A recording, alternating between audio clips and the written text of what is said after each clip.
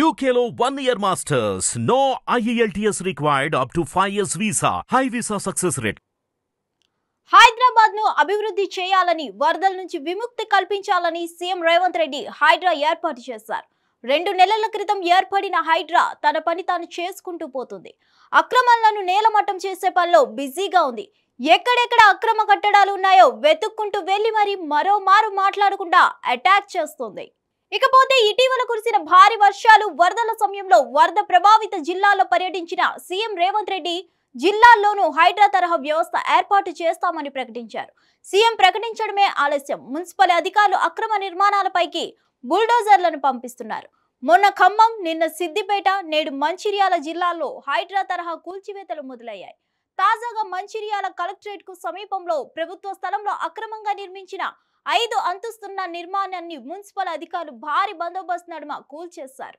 కోట్ల విలువైన భవనాన్ని నేలమట్టం చేయడం ఇప్పుడు చర్చనీయాంశమైంది. జిల్లా కలెక్టరేట్ సమీపంలో ప్రభుత్వ భూమిలో ఇష్టానుసారంగా అక్రమ నిర్మాణాలు ఉన్నాయి. 102.10 ఎకరాల ప్రభుత్వ భూమి ఉండగా తప్పుడు సర్వే నెంబర్లతో పత్రాలు సృష్టించి అధికారులను తప్పుదోవ పట్టిస్తూ నిర్మాణాలు చేశారు. దీంతో ప్రభుత్వ స్థలం అక్రమాలపై కొంతకాలంగా అధికారులు విచారణ చేపడుతున్నారు. కార్మిక సంఘం నేత అయిన దీకొండ అంజయ్య 2013లో పనుగోటి ప్రేమలత నుంచి 350 గజాల స్థలం కొనుగోలు చేశారు.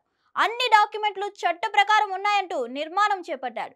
అయితే నిర్మాణ సమయంలోనే రెవెన్యూ, మున్సిపల్ అధికారులు అభ్యంతరం చెప్పడంతో 2021లో కోర్టుకు వెళ్లి స్టే ఆర్డర్ తెచ్చుకున్నాడు.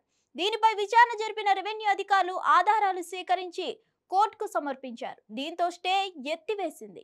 ఇకపోతే భవన యజమాని ఇంటి నిర్మాణ అనుమతికి నాస్పూర్ మున్సిపల్ అధికారులకు 2018లో దరఖాస్తు చేసుకోగా 2021లో అనుమతి ఇచ్చారు.